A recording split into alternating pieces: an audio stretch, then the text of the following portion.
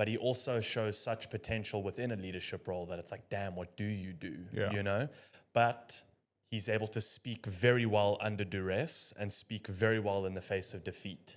And I think that says a lot for a player. Do you like, because here's the argument, like put someone, like at the Springboks, Damien de Allende was vice captain for many games throughout throughout my last couple of games with the Springboks and into this year, but he never became captain. He was always vice captain. He was always second in charge.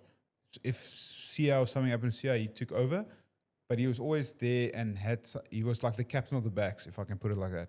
Even when That's cool. Sia didn't make it into the squad, JC became captain and Dukes was still VC or whatever, like the roles is.